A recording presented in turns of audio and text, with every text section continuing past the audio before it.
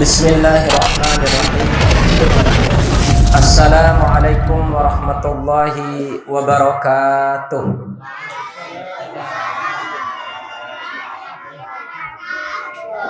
Alhamdulillah.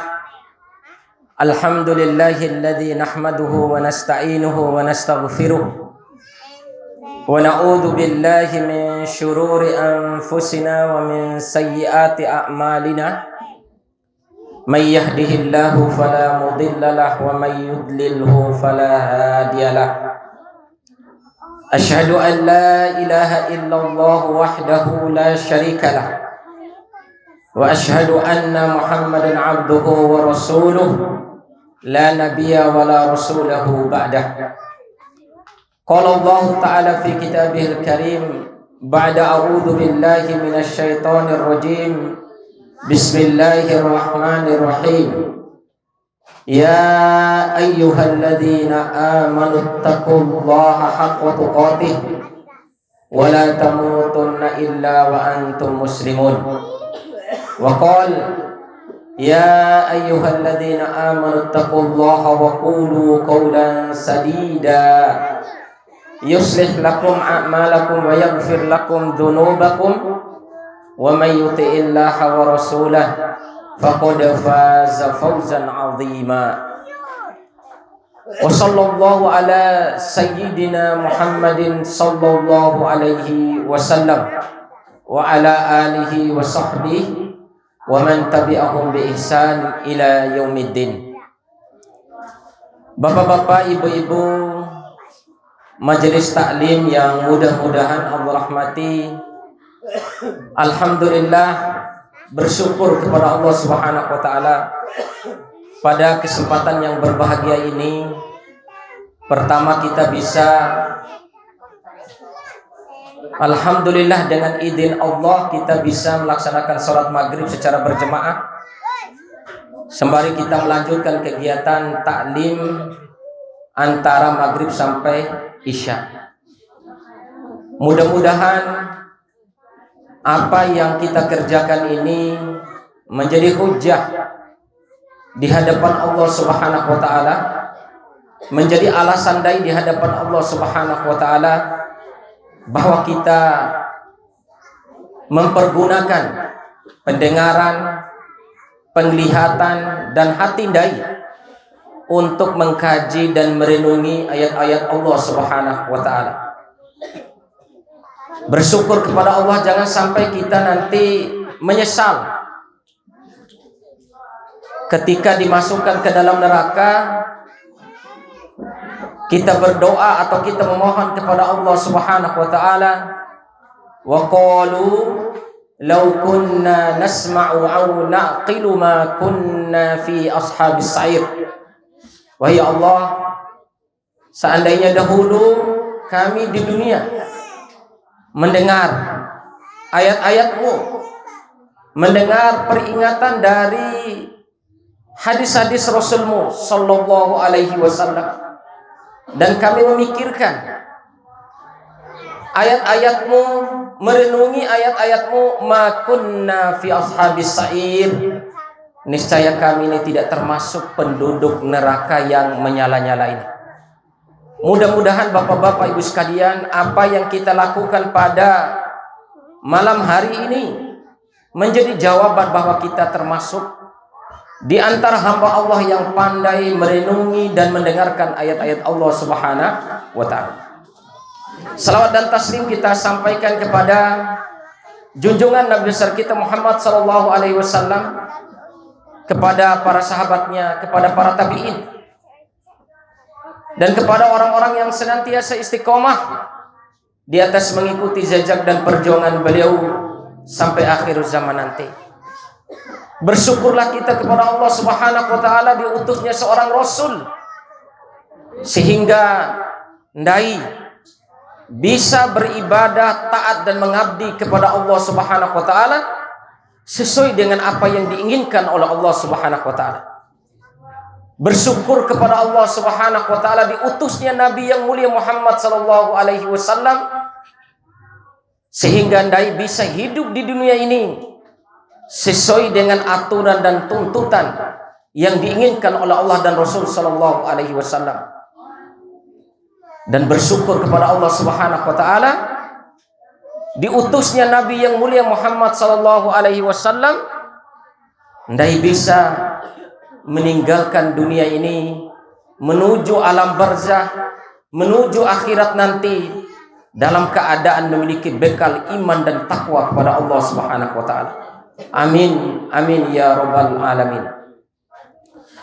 Bapak-bapak, ibu-ibu, majelis taklim yang mudah-mudahan Allah rahmati, judul yang ingin Mada sampaikan pada pertemuan malam hari ini adalah mempersiapkan generasi yang Quran. Mempersiapkan generasi Qurani. Sesuai dengan Masya Allah, ini TPQ-nya setiap hari ya Pak masuknya nih. Alhamdulillah, Masya Allah. Mempersiapkan generasi yang Quran. Bapak-bapak, ibu-ibu, majelis taklim yang mudah-mudahan Allah rahmati, Allah Subhanahu wa taala berfirman, "Fala uqsimu bima tubsirun wa ma la tubsirun innahu laqawlu rasulin karim wa ma huwa biqawli syair qalilan ma tu'minun wala biqawli kahin qalilan ma tadhakkarun tanzilun min rabbil alamin." Allah Subhanahu wa taala berfirman di dalam surat Al-Haqqah juz 29. Sekali-kali tidak, maksudnya peringatan Allah, sekali-kali janganlah kalian lalai daripada Al-Quran. Sekali-kali janganlah kalian, wahai hambaku, baik yang laki maupun yang perempuan, kata Allah, jangan sampai ngobdoho jauh daripada Al-Quran. Uqsimu bima tubsirun. Allah bersumpah dengan sesuatu yang ngobdoho bisa lihat. Wa ma la tubsirun. Dan Allah bersumpah dengan makhluknya yang tidak bisa kalian lihat. Kan ada makhluk Allah yang bisa dilihat, ada makhluk Allah yang tidak bisa dilihat. Para malaikat, kemudian jin, iblis, itu tidak bisa kita lihat. Maka Allah bersumpah dengan seluruh makhluknya, baik mandi luar atau tio eda bandai maupun yang tidak bisa eda. Innahu laqawlu rasulin karim. Allah meyakinkan kepada anda hakiki bapak-bapak ibu sekalian, innahu laqawlu rasulin karim. Sesungguhnya Al-Quran yang aku turunkan ini benar-benar firmanku, kata Allah. Benar-benar ngahinahu. Benar-benar ngahinahu yang telah menciptakan langit dan bumi. Benar-benar ngahinahu, kata Allah, yang telah menciptakan gomidoho, menghidupkan gomidoho dan mematikan gomidoho. Benar-benar perkataan nahu, wahai hambaku. Rasulin karim, yang diturunkan kepada Rasul utusan yang mulia. Apa yang dimaksud dengan utusan yang mulia ini? Al-Imam Ibnu Katsir menjelaskan ada dua. Saking mulia dan sucinya Al-Quran, bapak-bapak ibu sekalian, diturunkan kepada, lewat dulu, disampaikan dulu kepada malaikat yang paling mulia, pimpinan para malaikat. Seluruh malaikat itu dipimpin oleh malaikat Jibril. Kemudian disampaikan, diturunkan amanah Allah ini, perkataan Allah ini kepada manusia yang paling mulia, Sayyiduna Imamu Sayyiduna wa Nabiyuna Muhammad sallallahu alaihi wasallam. Manusia yang mulia yang sebelum dia nabi yang mulia, sebelum diangkat menjadi nabi dan rasul, pada umur remajanya dibelah dadahnya, kemudian diambil hatinya, ditaruh di bejana emas yang di dalamnya air Zam-Zam, dicuci hatinya Nabi Muhammad SAW. Karena apa? Persiapan bahwa untuk menerima Al-Quran adalah harus manusia yang suci. Karena adalah Al-Quran. Untuk membaca Al-Quran, bapak-bapak ibu sekalian, meskipun hukumnya ada yang mengatakan wajib, ada yang menyatakan sunnah muakkadah, ada yang mengatakan sunnah, bahwa sebelum dai membaca Al-Quran disunahkan, bahkan ada yang mengatakan diwajibkan, dai harus berwudu dulu. Karena sucinya Al-Quran. Saking sucinya Al-Quran tidak boleh dipegang oleh ibu-ibu yang dalam keadaan nifas maupun ibu-ibu yang dalam keadaan haid. Saking sucinya Al-Quran.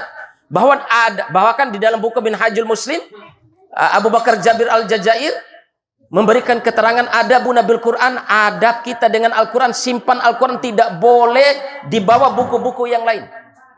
Membawa Al-Quran harus membawa dengan cara yang rapi, menyaruh Al-Quran dia paling atas dibandingkan dengan buku-buku yang lain.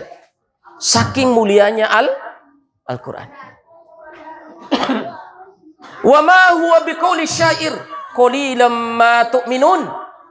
Bahwa Al-Quran itu bukan perkataan syair. Tetapi bahwa Al-Quran itu bukan perkataan seorang penyair. Afala ta'qil wa ma huwa biqauli syair qalilan ma tu'minun. Tapi sedikit di antara kalian yang mau percaya. Sedikit di antara kalian yang percaya dengan Al-Quran. Qalilan ma tu'minun wala biqauli kahin qalilan ma tadhakkarun. Dan Al-Quran itu bukan perkataan orang penyihir, bacaan mantra-mantra, bukan perkataan orang tukang tenun. Qalilan ma tadhakkarun, akan tetapi sedikit di antara kalian yang mau mengambil pelajaran daripada Al-Quran. Tanzilum wa ma huwa biqauli syair qalilan ma tu'minun wala biqauli kahin qalilan ma tadhakkarun. Tanzilum mir rabbil alamin. Al-Quran itu diturunkan dari Allah yang menguasai alam semesta.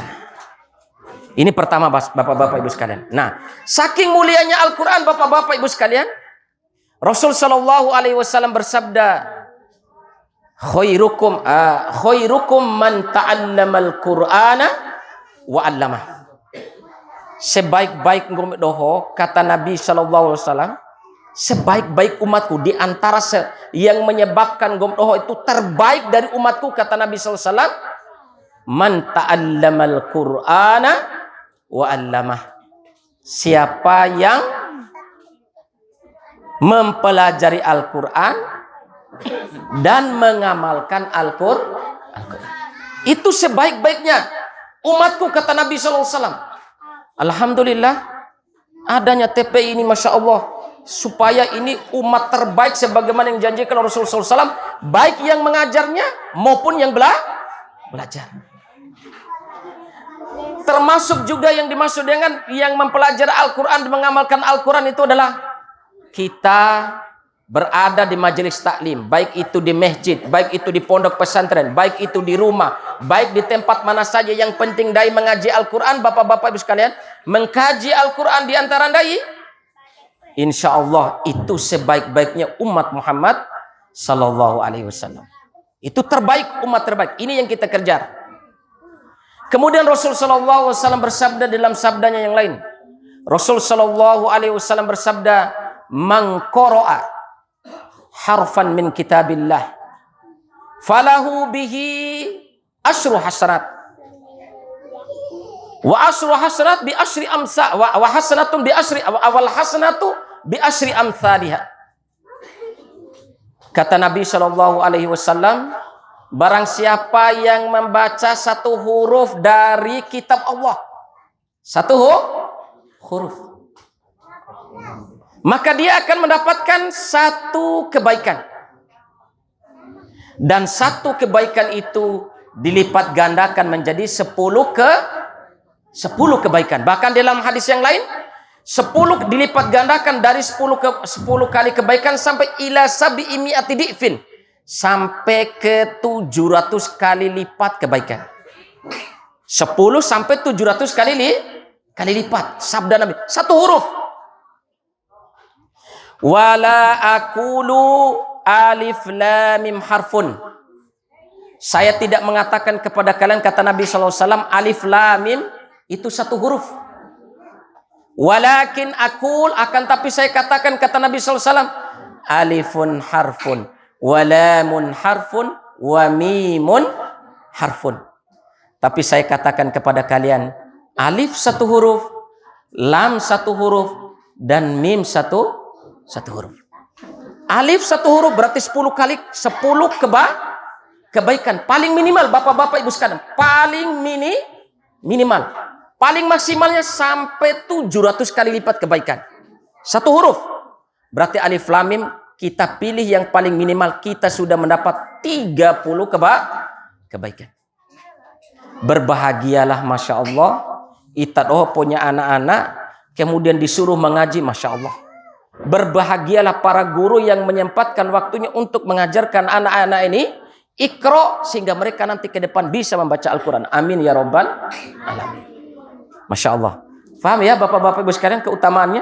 Hadis yang lain, Rasul Shallallahu Alaihi Wasallam bersabda, ya,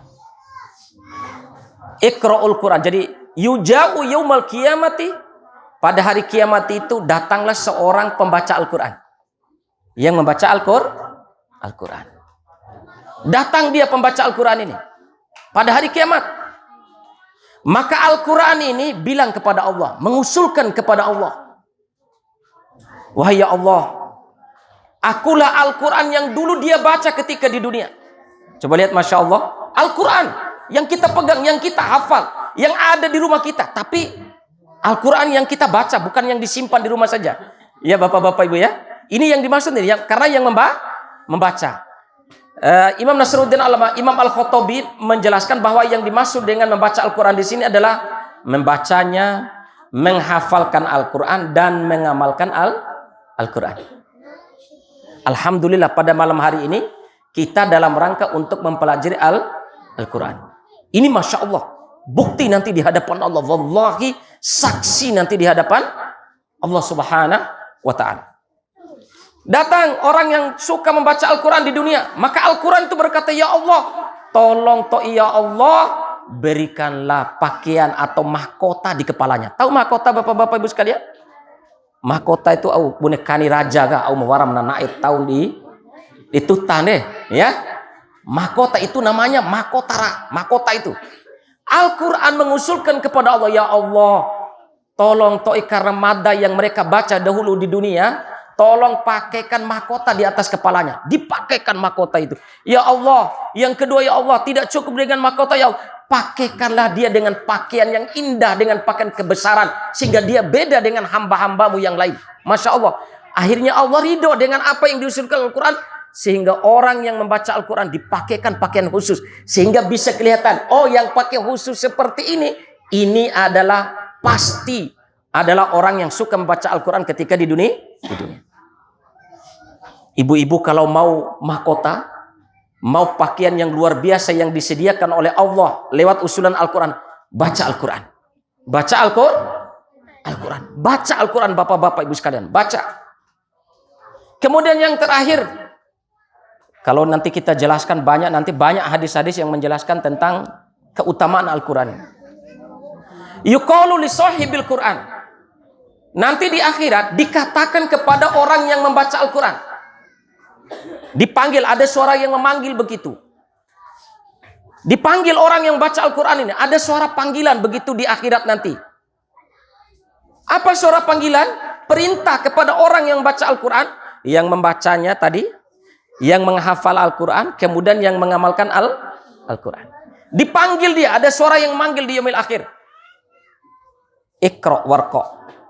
Bacalah Al-Quran dan naiklah. Ingat, perintah ini ada suara yang memerintahkan.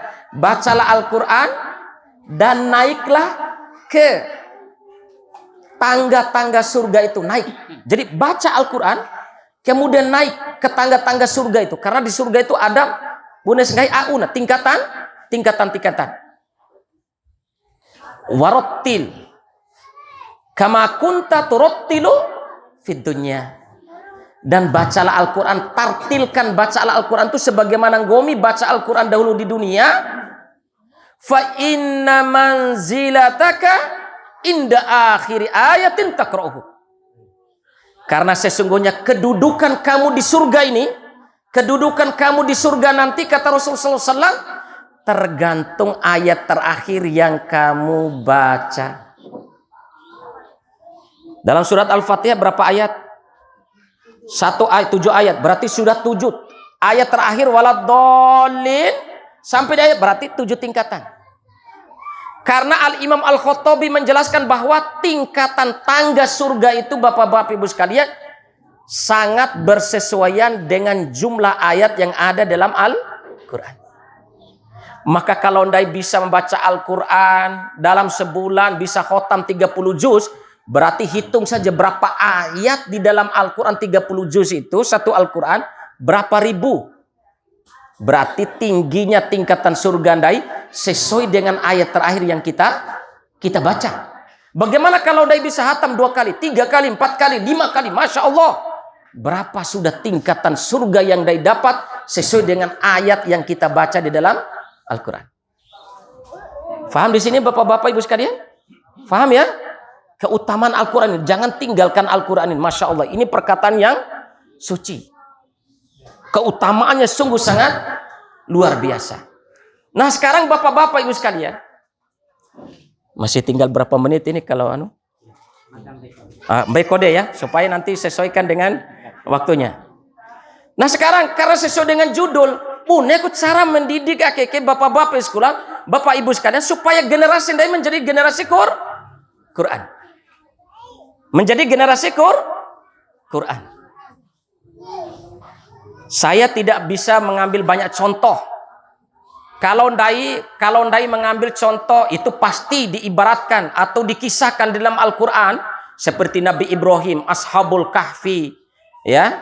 Kemudian Asyratul Mubasysyirina bil Jannah, para nabi dan rasul, itu orang-orang sukses yang orang itu sudah dijamin surga oleh Allah Subhanahu wa taala. Saya karena ringkasnya waktu daripada malam hari Mada hanya ingin menyampaikan 2 contoh saja. Contoh yang pertama di dalam kisah yang sudah dikisahkan dalam buku-buku sejarah, dan ini mudah-mudahan contoh ini bisa kita praktekkan supaya kita bisa mencontohi mereka dan bisa sebagaimana mereka. Saya ngambil 2 contoh saja kaitan dengan Al-Quran ini. Banyak sih, tapi yang 2 ini yang masanya sangat agak dekat dengan dai. Masanya dekat dengan dai. Mungkin Bapak-bapak Ibu tahu istilah yang sangat terkenal dengan nama seorang ulama yang namanya Salahuddin Al-Ayyubi. Bapak-bapak Ibu-ibu tahu nggak siapa Salahuddin Al-Ayyubi itu? Anak-anak bisa tahu siapa yang tahu Salahuddin Al-Ayyubi? Ya? Ya? Siapa yang masuk final Piala Eropa? Siapa yang masuk final Piala Copa Amerika? Pasti tahu semua ini. Ya. Salahuddin Al-Ayyubi, Bapak-bapak Ibu sekalian, sang penakluk, sang pembebas Palestina. Masjidil Aqsa. Masjidil Aqsa pertama kali dibebaskan oleh siapa? Umar ibn Khattab pada tahun 638 Masehi. Langsung mereka serahkan kunci Masjidil Aqsa. Mereka langsung serahkan Al-Maqdis Palestina kepada Umar ibn Khattab. Yang sekarang Masya Allah nasib saudara kita di sana, dari 11 provinsi di Palestina itu Bapak-bapak Ibu sekalian, tinggal 1 provinsi yang bisa dipertahankan oleh kaum muslimin, yaitu provinsi Gaza. Yang kemarin dalam peristiwa sampai masjid dimasuki mereka dengan sepatu mereka, naudzubillahi min dzalik. Ya. Baru 2 bulan 3 bulan yang lalu nasib saudara-saudara kita kaum muslimin yang ada di Palestina. Salahuddin Al-Ayyubi ketika tahun 1000-an, ya, 1000 Masehi, itu Masjidil Aqsa kembali dikuasai oleh Romawi. Kemudian pada tahun 1100 Masehi kembali Masjidil Aqsa ditaklukkan oleh sang penakluk, yaitu Salahuddin Al-Ayyubi ini. Mada Bapak-bapak Ibu sekalian, Mada ingin menyampaikan kepada kita sekalian, ada apa dengan sosok Salahuddin Al-Ayyubi ini begitu? Kok sampai dia berhasil menaklukkan, membebaskan Palestina dari genggaman orang-orang Katolik Romawi pada saat itu? Apa sebabnya bapak-bapak ibu sekalian? Salahuddin Al-Ayyubi bisa seperti ini? Itu didukung, kalau kita mau membahas Salahuddin Al-Ayyubi, bukan Salahuddin Al-Ayyubi itu langsung muncul begitu saja. Tapi Salahuddin Al-Ayyubi itu didukung oleh sang ayah yang namanya Najmuddin Ayyub. Yang kedua oleh pamannya Asaduddin Asyirkuf. Kemudian yang ketiga, guru ngaji daripada Salahuddin Al-Ayyubi yang terkenal dengan Nuruddin Mahmud bin Imaduddin Az-Zinki. Faktor yang membuat Salahuddin Al-Ayyubi menjadi sang panglima yang bisa membebaskan Masjidil Aqsa pada saat itu tidak bisa terlepas dari ayah kandungnya, pamannya, kemudian yang ketiga guru ngajinya yaitu Imaduddin Az-Zinki, Nuruddin Az-Zinki. Ayahnya mendidik dia dari kecil, dididik dengan Al-Quran. Asaduddin Az-Zinki pamannya mendidik Salahuddin Al-Ayyubi itu administrasi kekotaan, administrasi pemerintahan, administrasi kepemerintahan. Yang kedua dididik dengan disiplin militer. Militernya dididik oleh pamannya ini. Kemudian yang ketiga, ilmu agama selengkapnya dididik oleh sang guru yaitu Nuruddin Mahmud Az-Zinki. Kita bisa lihat ini kisah saja bapak-bapak ibu sekalian. Saya lihat Masya Allah hasil didikan orang tua dengan Al-Quran. Hasil didikan pamannya dengan kemiliteran. Hasil didikan Nuruddin Az-Zinki dengan ilmu-ilmu agama yang memperkuat dia akidah, hubungan dia kepada Allah. Kita lihat efek yang terjadi pada diri Salahuddin Al-Ayyubi. Apa yang terjadi bapak-bapak ibu sekalian? Ketika dia mau memerangi pasukan musuh, itu tawakal dia langsung luar biasa kepada Allah. Apa yang dikerjakan oleh Salahuddin Al-Ayyubi? Bahwa faktor kemenangan ini penentu Allah, tapi ada sebab yang membuat kita menang, tergantung daripada persiapan dan perlengkapan kita.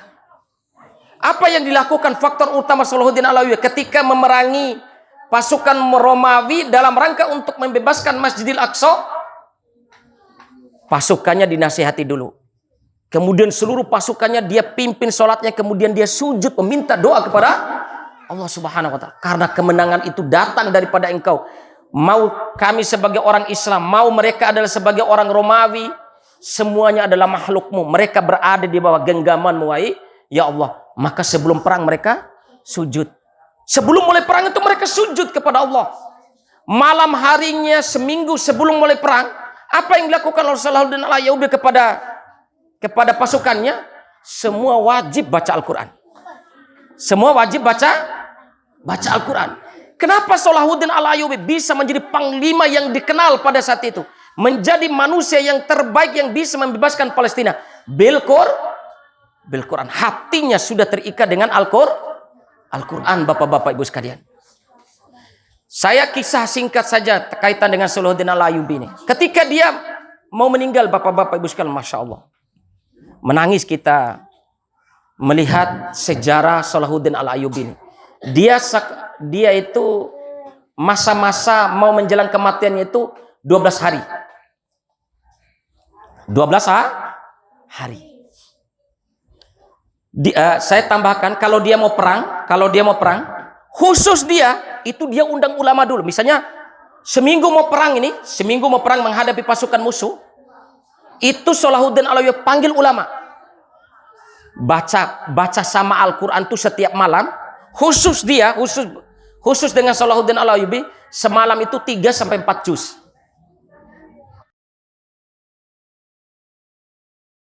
Hari ke-1 sampai hari ke-9 pun setiap hari dia dengarkan Al-Quran terus. Dia kadang menghatamkan Al-Quran, kadang 1 juz, 2 juz, dia setiap hari baca Al-Quran. Padahal sudah sangat panas, sakit sekali dia. Saking rindunya dia dengan sholat berjemaah di masjid. Rungas sakrage nih, rungas ipi podaliun kan.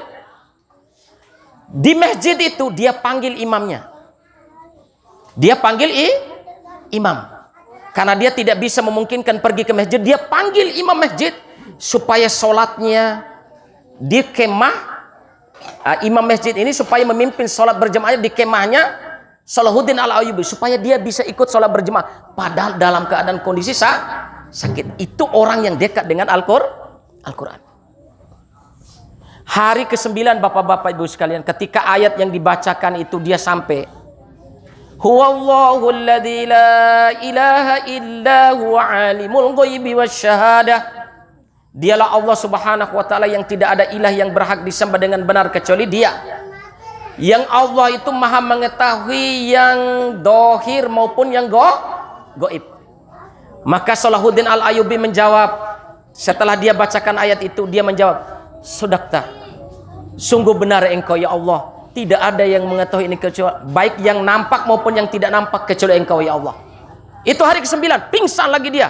Pingsan, kemudian setelah sadar dari pingsannya pas hari ke-12 dari mau menjelang kematiannya, dari sakitnya, Masya Allah bapak-bapak ibu sekalian, ketika dia membaca La ilaha illahu wa alaihi tawakkaltu, maka dia Masya Allah, La ilaha illallah Muhammadur Rasulullah, meninggal dia dalam keadaan mendengar ayat-ayat Allah subhanahu wa ta'ala. Itu Salahuddin Al-Ayyubi, sehingga dikenal dengan dinasti kerajaan Ayyubiyah pada saat itu. Dinasti kerajaan Ayyubiyah itu bapak-bapak sekalian, ya, itu menguasai Mesir. Coba ya, negara yang ditaklukkan oleh Salahuddin Al-Ayyubi ketika membebaskan Palestina itu pertama Mesir, yang kedua Yaman, yang ketiga lautan Mediterania, yang keempat Suriah, yang kelima Palestina, yang keenam dan ketujuh Makkah dan Madinah. Itu kekuasaan, di bawah kekuasaan Salahuddin Al-Ayyubi.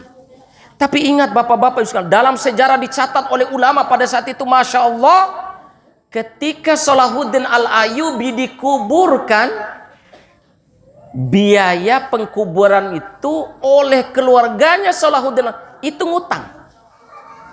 Utang kepada orang. Saking tawaduknya, dia menguasai beberapa negara, tapi ketika mengurus kematiannya, keluarganya ngutang kepada orang lain untuk mengurus pengkuburan Salahuddin Al-Ayyubi. Wah, ini kalau pemimpin kita kayak begini, bapak-bapak sekalian, aman semua rakyat kita. Itu tipe Salahuddin Al-Ayyubi itu. Masya Allah bapak-bapak ibu sekalian.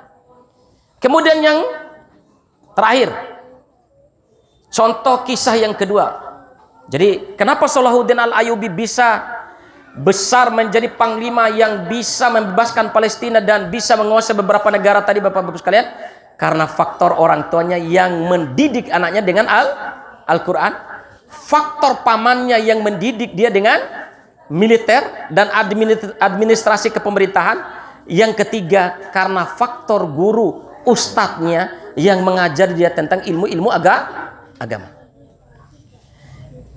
Kisah yang selanjutnya ini supaya generasi kita supaya bisa menjadi generasi, yaitu apa yang dikenal dengan Muhammad Al-Fatih. Kalau Muhammad Al-Fatih ini memang keturunan raja dia, Utsman Bey, dari keturunan kerajaan kehilafan Turki Utsmani. Kalau sekarang bapak-bapak ibu sekalian bisa lihat filmnya, film Ertugrul, serial Ertugrul, kemudian dilanjutkan oleh anaknya yaitu Utsmani, ya. Anaknya Utsman memiliki dua istri ini kemudian melahirkan anak. Di antara anaknya itu ada namanya Muhammad, sehingga dikasih gelar Muhammad Al-Fatih, Muhammad sang penakluk, sang pembuka. Lihat, Nabi SAW bersabda ketika menggali parit Khandaq pada perang Khandaq, perang Ahzab. Perang Khandaq itu maksudnya perang parit. Nabi SAW menggali parit. Panjangnya parit yang digali oleh Nabi beserta para 8 kilo. Muhammad Sultan Al-Fatih sang penakluk itu, kata Nabi SAW, latuh tahanna Konstantinopel. Ketika menggali parit di perang Khandaq itu, Nabi kok menemukan batu besar yang susah diangkat, yang susah dipecahkan begitu. Maka Nabi SAW bersabda, latuh tahanna Konstantinopel. Sungguh nanti umatku akan memenangkan peperangan dan bisa menguasai Konstantinopel.